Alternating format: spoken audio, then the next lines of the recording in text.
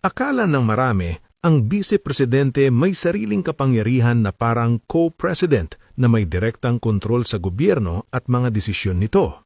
Linawin natin kung ano ba talaga ang role ng Vice-Presidente at gaano ba talaga kalaki ang tungkuling ginagampanan niya. Sa totoo lang, simple lang ang pinaka-main role ng Vice President. Siya ang backup ng Presidente.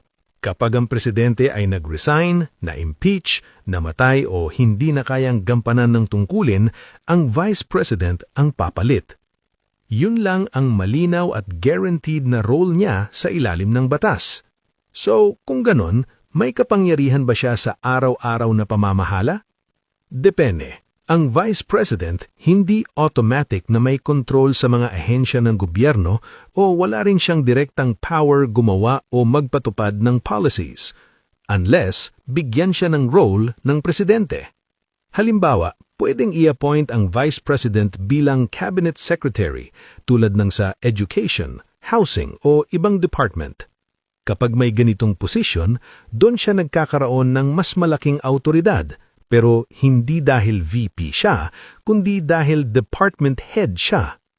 At mahalagang tandaan, pwedeng bawiin ng Presidente ang posisyon na yan anytime.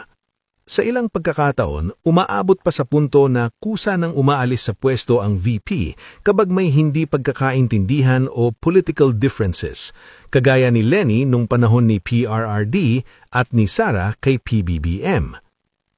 Ngayon, pagdating naman sa budget, may sariling pondo ang Office of the Vice President.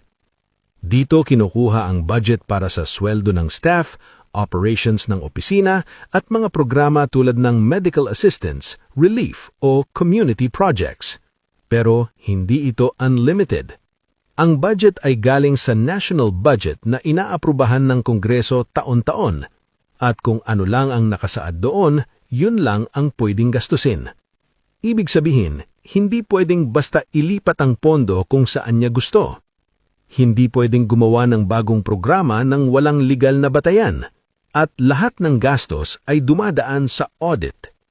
Kung ang Vice President ay may hawak na department, dun siya nakakagamit ng mas malaking budget, pero bahagi na yun ng budget ng department, hindi ng pagiging VP mismo.